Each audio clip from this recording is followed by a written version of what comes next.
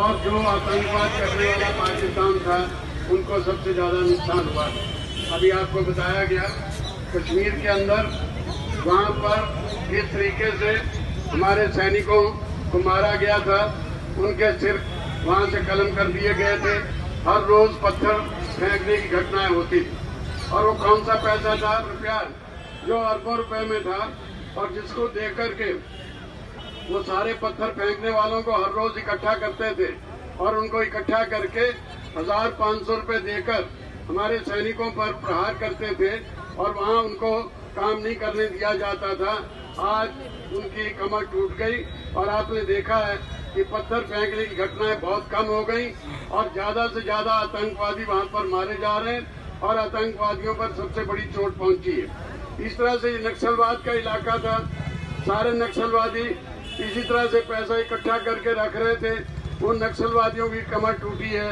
आज आपने देखा है कि उनमें से 7 नक्सलवादी मारे भी गए और बहुत से अपना काम छोड़ करके और भाग गए हैं और जंगलों के अंदर चले गए।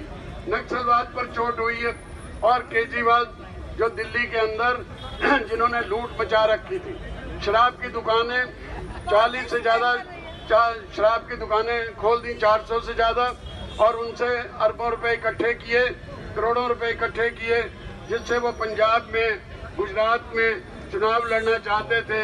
उन पर जब चोट हुई, उनका वो सारा धन जब एक प्रकार से रद्दी में चला गया तो उनको चोट पहुंचना बड़ा स्वाभाविक था।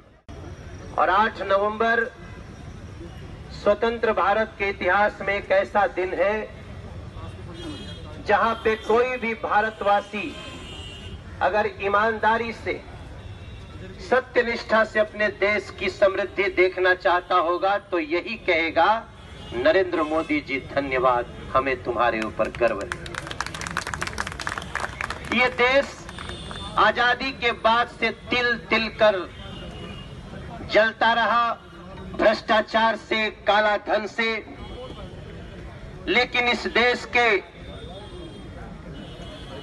उस पार्टी के नेताओं पे जरा भी असर नहीं हुआ जो लोग 65 साल तक इस देश पे शासन किए। दोस्तों, उनको इस बात से कोई मतलब नहीं था कि काला धन के आधार पे कितना आतंकवाद बढ़ रहा है, काला धन के आतंकवाद पे कितना जाली नोट इस देश में चल रहे हैं, काला धन के आधार पे किस प्रकार विदेशी शक्तियां हमारे देश में आकर के उथल पुथल मचा रही है, पत्थरबाजी करा रही है, देश में अलगाव हो रहा है, अलगाववाद हो रहा है।